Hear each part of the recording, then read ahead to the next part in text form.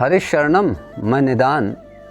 विगत कुछ दिनों से श्री राधा तत्व पर एक कथावाचक जी हैं, उनके द्वारा बहुत कुछ कहा सुना जा रहा है और वो लगातार अपने मुख से विष्ठावमन करते चले जा रहे हैं। और वो कथावाचक बड़े विद्वान हैं, ऐसी बात नहीं है, और अंतर्राष्ट्रीय कथावाचक हैं और बहुत सारी बड़ी बड़ी कथाएं करते हैं, बहुत सारा वो धनार्जन भी करते हैं। लेकिन उनको ये बोध नहीं है कि व्यासपीठ की मर्यादा क्या होती है। वो परंपरा से नहीं है, उन्होंने अपने घर में ही बैठ करके भागवत कथा पढ़ी और मनोन्मुखी व्यवस्था है, अपना सीख ली, भागवत कथा करने लगे। लेकिन व्यासपीठ पर बैठने के लिए शास्त्र ने कुछ मर्यादा निश्चित की है, वो उनको बोध होनी चाहिए। वो हम बताना चाहते हैं कि विरक्तो वैष्णवो विप्रो वेद शास्त्र विशुद्धिकृत दृष्टांत कुशलो धीरो वक्ता कार्योति निस्पृह। पहली शर्त तो ये है कि जो व्यासपीठ पर बैठ रहा है उसको पता होना चाहिए कि वो दृष्टांत देने में कुशल हो, धीर हो, विवेकी हो, बुद्धिमान हो, विरक्त हो, वैष्णव हो, अनेक धर्म विभ्रांत न हो, पंडित है लेकिन यदि पाखंडी है तो फिर उसको व्यासपीठ पर नहीं बैठना चाहिए। वक्ता को पाखंडी नहीं होना चाहिए, वक्ता को अनेक धर्म विभ्रांत नहीं होना चाहिए, उसकी दृष्टि ईश्वर में होनी चाहिए। उसको पता होना चाहिए कि हमें जाना कहाँ है, हमारा लक्ष्य क्या है, और उसी लक्ष्य से श्रोताओं को जोड़ना चाहिए। लेकिन आजकल का दुर्भाग्य समझो या कलयुग का प्रभाव समझो कि धनार्जन में पड़े हुए हैं कथावाचक, स्त्री लंपट हो गए हैं। उनको ये समझ नहीं है कि व्याकरण किसे कहते हैं। अरे व्याकरण के वाक्य उनको समझ नहीं है, और बिना व्याकरण के शास्त्र का अर्थ करना बड़ा मुश्किल है।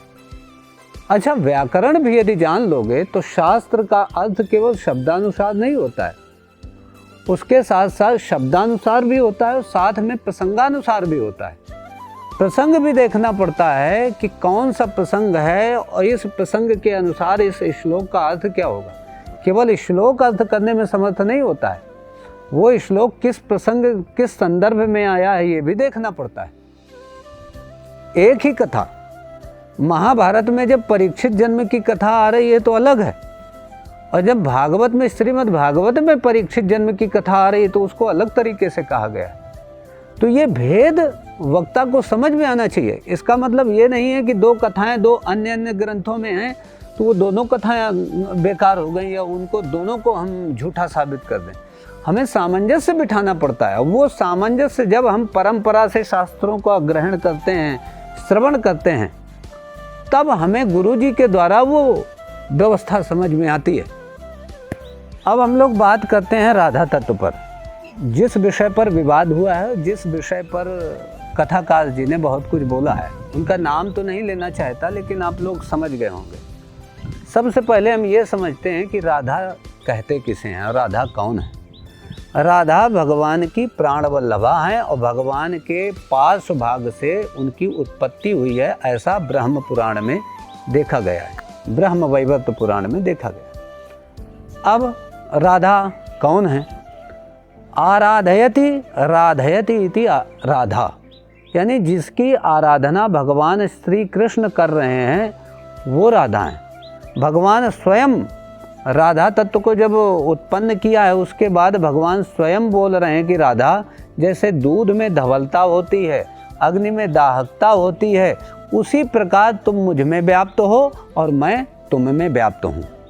भगवान श्री कृष्ण कहते हैं कि राधे, जब मैं तुमसे अलग होता हूँ तो लोग मुझे काला कलूटा काला कलूटा कृष्ण बोलते हैं, और जब मैं तुमसे संयुक्त हो जाता हूँ तो वही लोग मुझे कृष्ण कहते हैं। राधे, हम में और तुम में कोई भेद नहीं है, तुम हमारी मूल प्रकृति हो, तुम्हारे बिना मैं संसार की उत्पत्ति नहीं कर सकता हूँ। जो लोग मुझ में और तुम में भेद करते हैं वो संसार में 84 लाख योनियों में भटकते रहते हैं, उनको मुक्ति की प्राप्ति नहीं होती है। जो भी व्यक्ति एक बार राधा का उच्चारण कर देता है भगवान श्री कृष्ण कहते हैं कि मैं उनके पीछे पीछे 84 लाख योनियों तक घूमता रहता हूँ।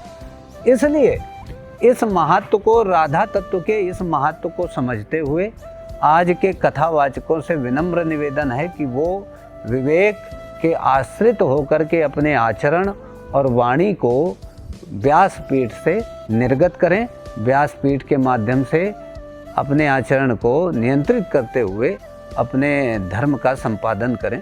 जय जय श्री राधे।